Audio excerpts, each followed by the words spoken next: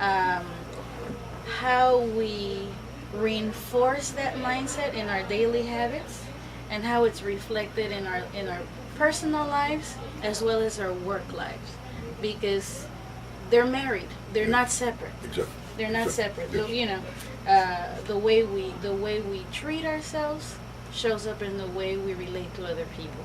And so, if there's a success mindset, how would that translate? Well, I think that success begins from childhood.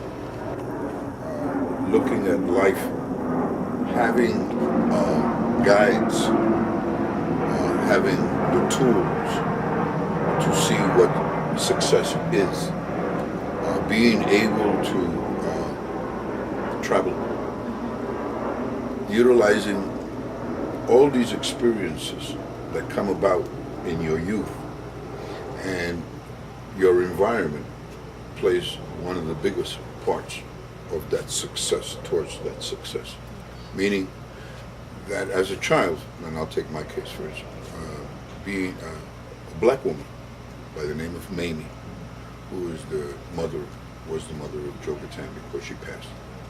Mamie Nitolano, Filipino, he's Filipino black. She was from North Carolina. She taught us the factors of success by way of teaching us the way of the American life here.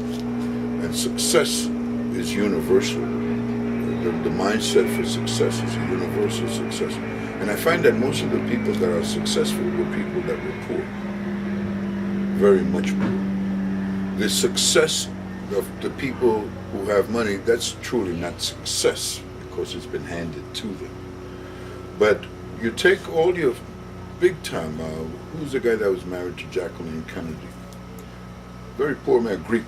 Onassis. Onassis. He was a poor man. But he had in his mind of being something in his life. We don't know what that something is going to be. And again, I take my case. I didn't know, but in reflection, I find that the things that were done around me, or that included me as a child, and the places that I was able to visit, and the places that I was able to go to and experience, helped me in my success. At home, my parents, like I was saying to you before, my mother only had a 6th grade education. My father probably had a 3rd or 4th grade education. But there was something that was handed down to us, and which was a work ethic. And that work ethic was the thing that motivated me. I've been working since I was 10 years old. Meaning, I used to carry shopping bags for 5 cents, 10 cents for the old ladies from the A&P in New York City. Then my father wouldn't allow me to shine shoes. There again, when I look back at that, the fact that he didn't allow me to shine shoes was a stepping stone towards that success. To him, shining shoes meant that I was lower than those shoes, and he was not going to allow that in me. So, those little nuances, those little things that we accumulate as these things are what shows us, and then to see the world too, to be educated. Expands your mind. Precisely. And we're able then to see how others live. I've been fortunate enough because being in the business that I am in as an actor, and prior to being in front of cameras, and I did a lot of plays. I also did a lot of murder mystery plays, which took me on planes, it took me on trains, it took me on boats, it took me on hotels. And I would see how people live, and to see their success. It was always, a buddy of mine would take me and says, let's go for a walk. We go up Silver Lake, we go through the valleys, and he says, he called it a progressive walk, an enlightened progressive walk. He says, look at that house, look at that house. And you start to see how people live. You start to see, and particularly living in this country, okay? This country is the most successful country ever. It gives you so much. If it just takes so much away from you as well. As well. And we're responsible to strike the balance. Precisely. And success is a thing that it's a will. You have to have the will to succeed. You can't, the fears.